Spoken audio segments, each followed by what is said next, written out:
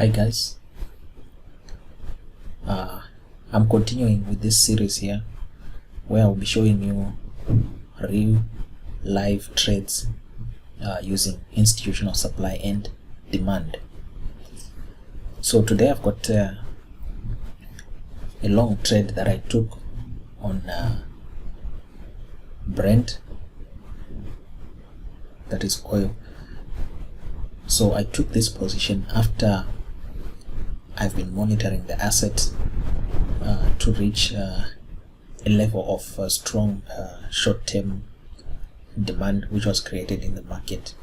So I managed to took an opportunity there to trade to the upside.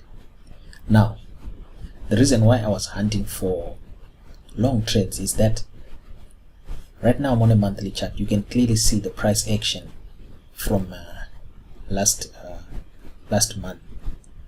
There was no one really in control of the market, both from the sellers and the buyers side, but that was happening on a strong area of demand. So now what I'm gonna do is I'm gonna start out like I always do with the other examples, mark out the levels from a monthly chart all the way to my entry time frame of 1 hour. So I'm gonna switch to my line chart as usual so that we can clearly see what levels that we are looking at in terms of the body for the candles. So now I'm gonna hide the trade levels so that we focus on price action. So now looking at price action, guys, you can clearly see in relation to current market price, right now oil is trading at $36 a barrel. So in relation to this price action, what levels as a trader would you have been looking at for you to be able to come up to a decision whether to go long or to go short? So now I'm going to highlight those levels. Firstly, we've got this low here, right? That's our monthly level that we have to be interested in, right? So my monthly levels, I'm gonna mark them with a solid black line so that you know once we go to lower time frames that okay, it's solid black line, that's representing our monthly levels. Now the next level is this high. You see, that's our next interesting level in relation to this price action, because we can see already market has made a 10 and price is looking bullish, and with the way economies are coming back online, lockdown being lifted and all that, we're gonna see a great demand of oil. So now the other level that we have to look at is this low that was broken here when price fell massively to the downside. Now also when we look at current price action and look to the left of the chart, you see, remember, always look to the left so that you see exactly what you are working with. Now looking at the $36 a barrel level, when I look to the left, I also see a very interesting level which is coming in at this area here. You see, that is a very interesting level which was broken when price was rallying to the downside here. You see, so that level needs to be highlighted because you consider that level once you start reading your price action on lower time frames. So I'm gonna mark this level. That's our current price action.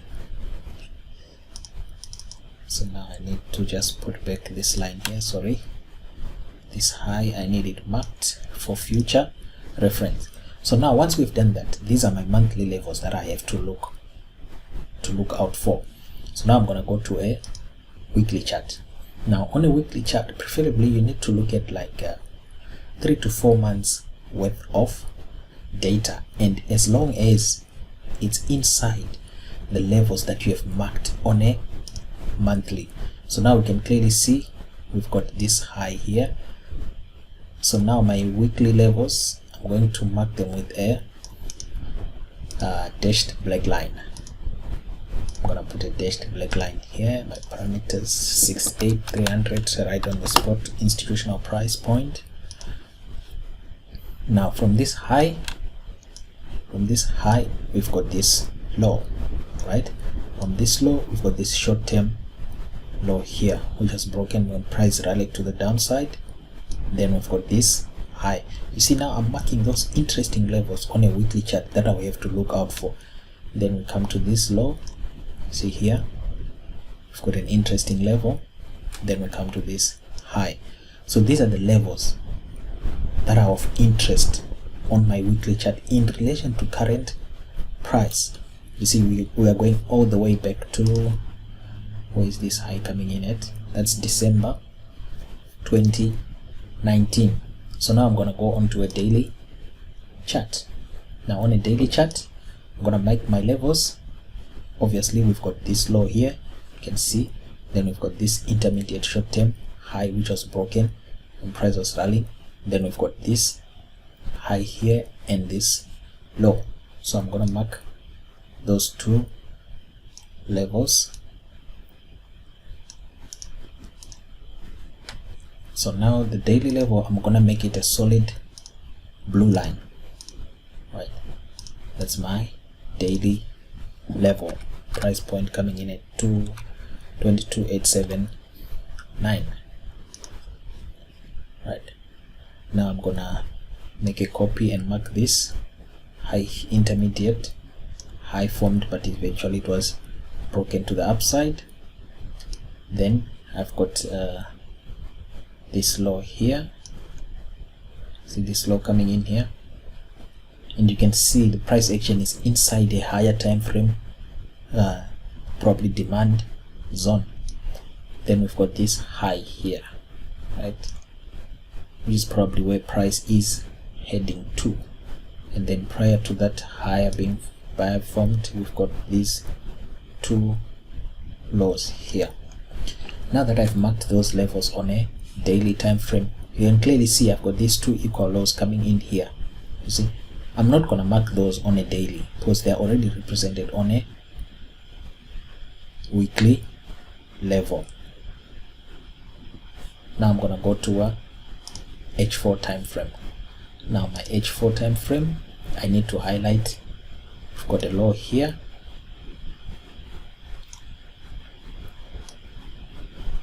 See, we've got this low here. So you see what I'm doing here, guys, is I'm gonna make it a dashed blue line. What I'm doing from a higher time frame perspective, I'm mapping out my structure, the market structure, which I'll be looking to trade, you see, so that I know exactly when price comes down there, I know exactly what I'm be looking out for. So now that's my H4 level. Then I also have this short-term low here, which was formed when price was rallying and breaking through a daily level. Then I've got these three, probably we call these equal lows. See, three equal lows. Basically, that's a demand zone. You can clearly see price has been respecting. Some will probably call it a support zone, but I like to call it a demand zone. Then we've got this high here.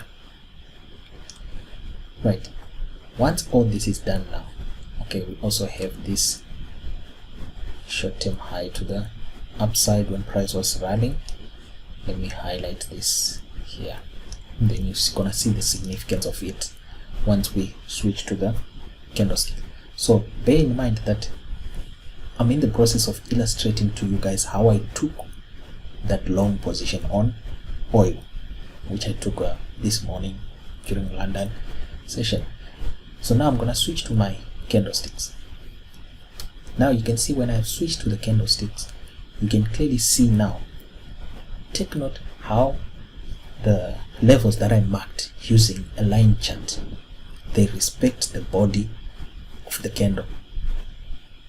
You see this H4 level that I said it's a demand zone. Look, I drew this on a line chart, but look how it respected the down candles close. You see the bearish candle, the close, that's where exactly my line is.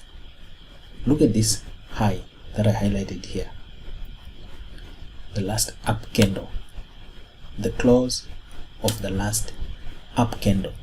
Look at this H4 level that I marked when I said a short-term low that was formed when price was running to the upside. The down candle during the rally, look, that's where the level is. Look at this level here. See, that's our last down candle, which represents our bullish order block, an area where we could be looking for price to go to the upside and take opportunities from that level. So my trade came in when price retested this level here. I was expecting this move to the upside. I was expecting this move from 34.24 if I'm not mistaken. Right, that's where I was expecting. $34.34 per barrel. That was the price I was expecting to go to the upside, but my buy limit order which I had there was not triggered because of spread, so I had to open the position manually.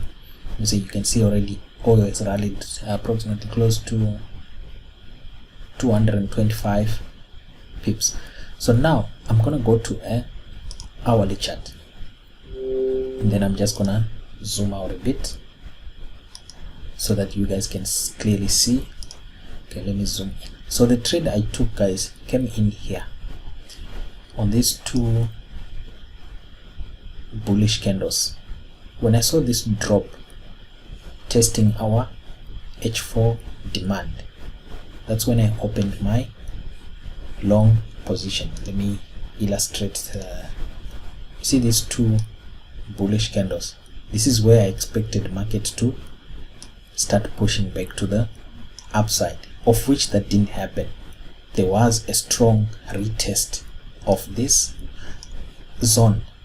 So my stop loss was below this price action here, because I was anticipating that if price does push and close to the downside, then that setup is invalid. But as you can see, price did respect. So now I'm gonna show you my trade levels, and this trade is still active because I'm really expecting oil to push to around 36.90 or even 37 price point. So you can see this is my entry somewhere in this area here. That was where my entry to the upside was. Look how price action missed my stop loss by a few pips. See, by a few pips my stop loss was not triggered, and then price rallied all the way to the upside. So this position is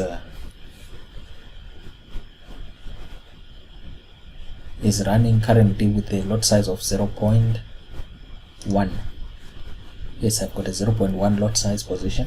So now what I'm gonna do, as always, for illustration purpose, so that people know, because you never know, this price might shoot down and trigger my stop loss. I wouldn't want to get out of a trade like this without taking off some profits. So what I'm gonna do is I'm gonna drag my stop loss probably to this high, right below the H4 level that we've got here. See? Because I won't expect the price to push down, but it can. But if this is a proper correction to the upside, or the resume of this uptrend here, then we could see further pushes to the upside. And with most economies moving out of lockdown now, there's going to be demand for oil, thereby price is going to keep pushing to the upside. So now that I have traded my stop loss, I'm going to take off half of the position. See, this is a 0.1 position. So now I'm going to take off half of the position, right, so that I take off some profits and leave 0.05 lot size of the position on the table, and then let it run. So now you can clearly see I've taken off there. This is where my entry was. You can clearly see with the entry is now clearly shown here. This is where my entry was. So that was so this is last night, 27th, 2200 hours, right? Close of NY. So you can see at close of New York session, that's when I took the position, and during the whole of Asian session, market rallied, and come mid-section of European Open, we had a very strong push to the upside. So this is an illustration, guys, for a supply and demand trade example on oil. I hope you have understood what I was explaining. I'll be giving out more trade examples as we go and as I took the trade, so that you guys can really understand the concept that it's very easy for you to get 50 to 200 pips per week in the market. It's very achievable. You can do it, but you just need to understand the concept properly. So with that being said, I wish you good luck and happy trading, guys.